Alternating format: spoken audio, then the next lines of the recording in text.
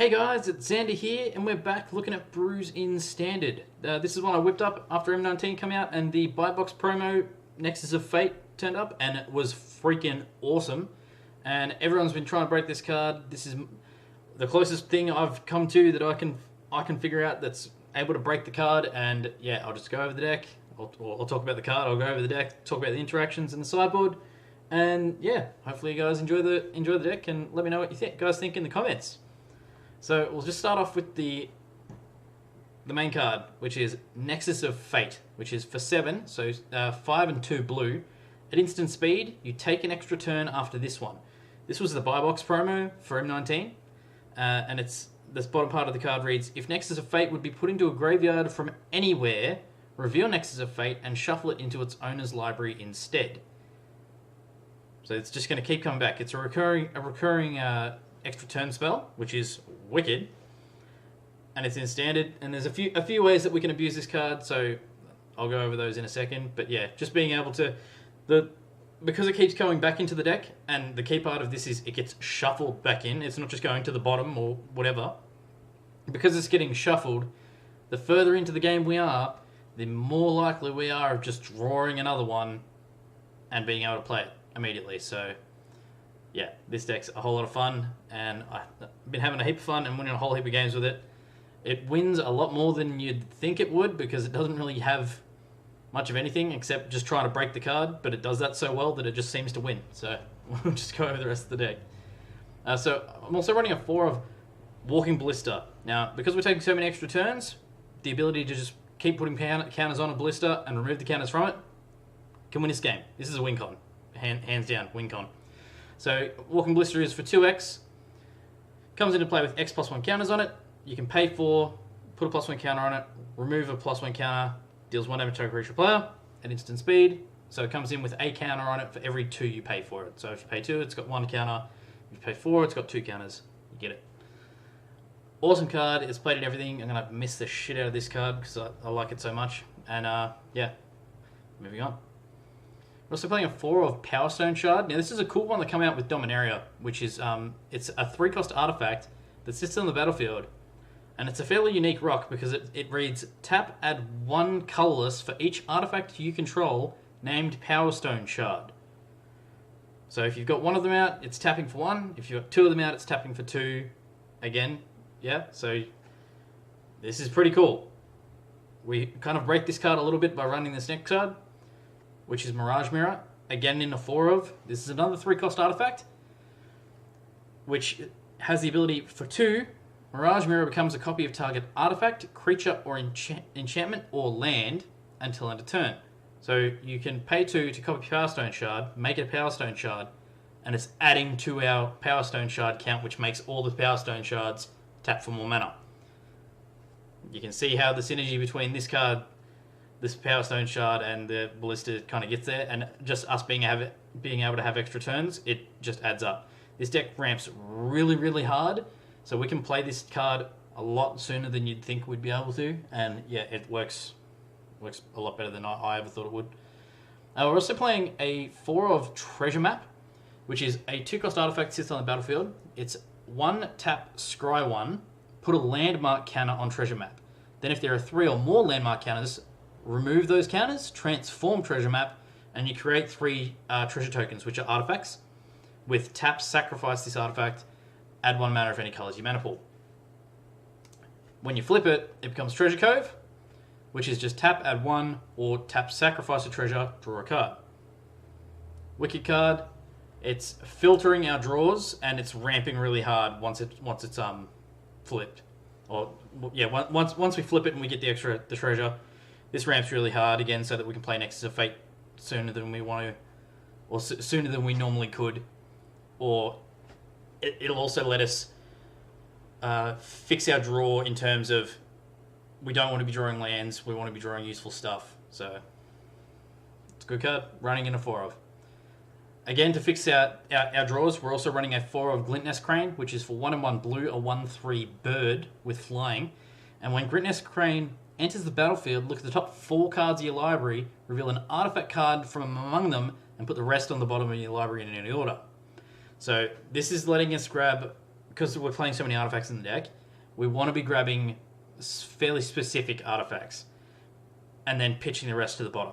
So it's just a good card. Getting rid of useless cards off the top, helping us get to the things we need, and it's great.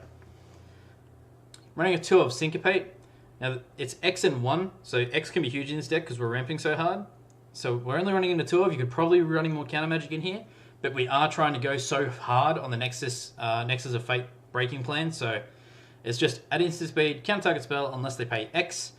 If that spell would be countered this way, exile it instead of putting it into its own graveyard, which is, yeah, it's just a good card. We're also running, so we're running the 4 of Nexus Fate.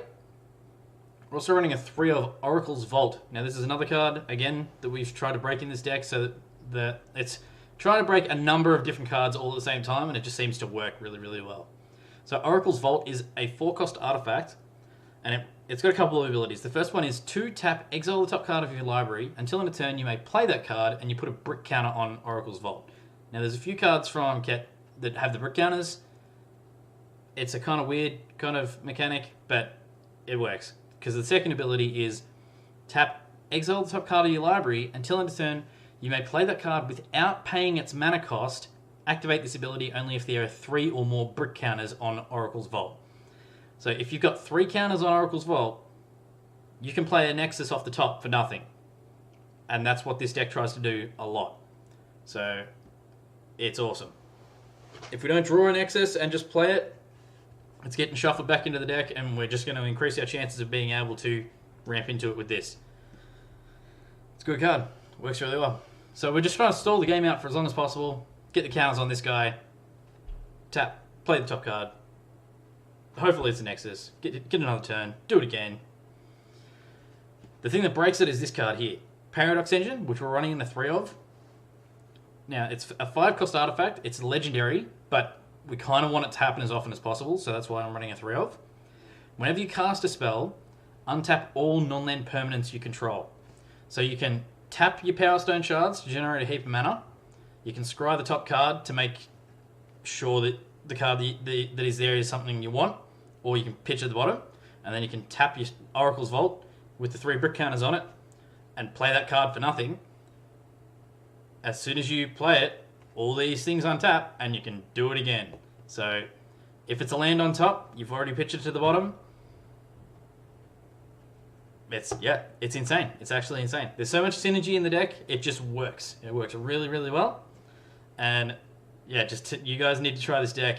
You need to try it now, and you need to tell me how you went. It's just so much fun. So we're also running a 2 of Burrell's Expertise, which is for 3 and 2 blue. Return up to 3 target artifacts and or creatures to their owner's hands. You may cast a card with converted mana cost 4 or less from your hand without paying its mana cost. Now this allows us, you can be a little janky with it and bounce your own stuff. So if you've got a Walking Ballista that's fairly low, then you can bounce the Ballista back to your hand,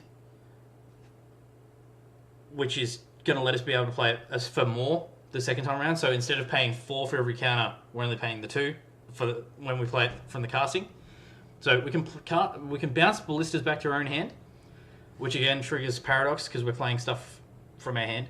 We can bounce Power Stone shards, we can bounce the mirrors, we can bounce any of our artifacts, any of our cards. We can choose to bounce it back to our hand if we need to get more triggers off the Paradox, if we want to try and cheat out Vault more. So it can put more cards back in our hand, and then let us play something for free. Most of the deck is for 4 or less, so it's able to play a whole lot of stuff for free, as the 1 of anyway, like to play a 1 of. But then, yeah, it's just worked really well. Or it can help put your opponent back. So again, at a 5 cost, by the time you're playing 5 cost cards, if you're playing against red deck, they've got a Chain Whirler, they've got a Glorybringer, they've got all this stuff, and you're just like, okay, bounce that, and that back to your hand, and it just gives us that little bit more time to be able to hold the game up, and then just hopefully roll into the infinite turn combos that we kind of end up getting into. So this isn't technically infinite turns, but it seems to work out pretty damn close a lot of the time, or they'll just concede. So 2 of Aether Flux Reservoir. This is another win con. So we've got a few ways to win in this deck, which is kind of important because if they stop one plan, we need to have a backup to be able to keep doing it. And this also helps us race really hard against stuff like red deck or mono green Stompy. It is weak to a Braid, obviously. Everything artifact is weak to a Braid, but again, I'm into jank, and this is about as janky as it gets. So Aether Flux Reservoir is for 4. It's an artifact that sits on the battlefield, and then whenever you cast a spell, you gain 1 life for each spell you've cast this turn. Pay 50 life. Aether Flux Reservoir deals 50 damage to target creature or player. So you play a spell, you gain life. You play 2 spells, you gain 1 for the first one, 2 for the second. And then 3 for the third, and then 4 for the fourth, and yeah, you get the idea. So if we're going, I play a thing, and then I tap and play another thing for free, it's gaining us life at no expense. We're untapping, we're tapping, we're untapping, tapping. We're doing it a whole heap, we're playing cards for free, which is also gaining us a heap of life. We're rolling into extra turns. By the time we get the turns, or we got the Mirage Mirrors out, and they're copying the Aether Flux, so we're gaining even more life. So this really lights the fuse on the deck if we've got an Aether Flux out, is us just being able to go, okay, you're dead now. And yeah, if they can't do anything about it, we're probably just going to end up rolling into the Walking Blister being a win con. So yeah, insane card. Another one I'm going to miss. Inspiring Statuary in a 2 of. So this is pretty much just so we can play a Nexus of Fate as cheap as possible if we're not playing it for free already. So it's a 3-cost card, it's an artifact, and it reads, non-artifact spells you cast have Improvise. So this allows us to tap artifacts as though they were mana, but they're not coloured. So it'll be, you tap 5 artifacts down and pay 2 to play a Nexus. Or you tap 3 artifacts down and you pay 2 to play Browse Expertise, which is awesome. It's going to let us play this a shitload cheaper than it would normally be happening, and we're just trying to get as many turns as we can, because the more turns we get, the more cards we get off the top of our deck, and the more times Nexus gets played, the more likely we are to continue drawing more Nexus. It's just great. Touching over the land base real quick, it's pretty simple. We're running 20 lands, 20 islands, 22 lands, sorry. So it's 20 islands and 2 Inventors Fair, which is a legendary land, so we're only going to run the 2 of. And at the beginning of your upkeep, if you control 3 or more artifacts, you gain 1 life. It's also got tap, add 1 blue to your mana pool, and 4 tap, sacrifice Inventors Fair, search your library for an artifact card, reveal it, and put it into your hand. Then shuffle your library, activate this ability only if you control 3 or more artifacts. Now we're pretty likely to have more than 3 artifacts, which means this can basically just fetch our this is pretty much an extra 2 copies of Oracle's Vault, Paradox Engine, and any artifacts we need at that time is stuff we're going to be digging for with Inventor's Fair, which is why it's in the deck. It's just really good. Touching over the sideboard really quickly.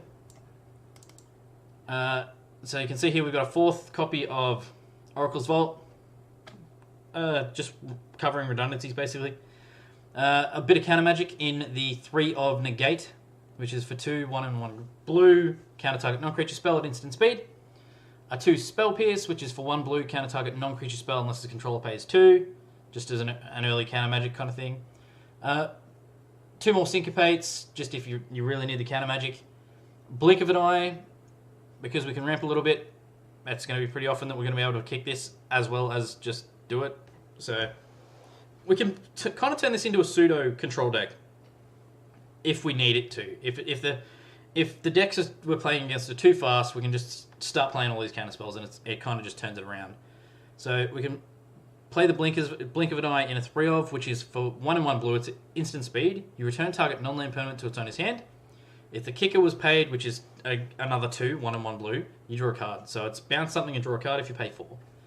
So it's a wicked card. We're going to run it in a 3 of. A little bit of Graveyard Hate in the Sentinel Totem. Again, it's often my favourite card for this Graveyard Hate. I'm going to keep running it as long as Graveyard is a thing. One cost, sorry. It's an artifact that sits on the battlefield. When it comes into the battlefield, you just scry 1, and then tap exile it, exile, and then exile all cards from all graveyards. So it's just a catch-all for graveyards.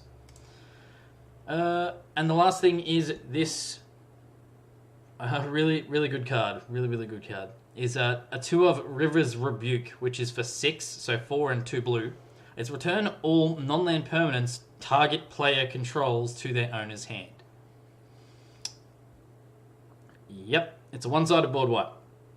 All non-land permanents on one side. Just, yeah, take your stuff back. Thought about running this main board. More often than not, it pretty much always goes in game 2 anyway, because the ability to just bounce everyone's stuff back, and we can ramp really hard in this deck too, so when I do sub it in, I usually just cut like a Nexus and a Paradox, or like maybe not a Nexus, maybe a Glint Nest or something. Just doesn't matter what it is. You want to fit these guys in here as often as possible because they are so damn good.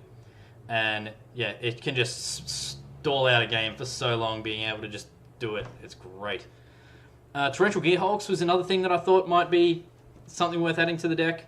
I haven't really played around too much with it, with the Gearhulks side of stuff, but the deck's just been working, and it's been working really well. So just, I don't know, if somebody gets a chance, let me know if Gearhulks works, because I'm pretty sure it would. But yeah, the only thing is it's not going to synergize with the Nexus of Fate at all. It's just going to make any one of our other, which is very few spells. So if you wanted to make it more control-y, then you'd be running Gearhulks.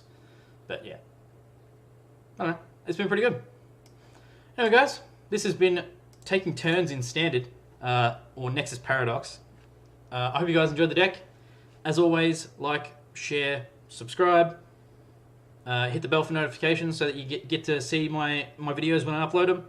And yeah, keep questing guys. I'll see you guys in the next video.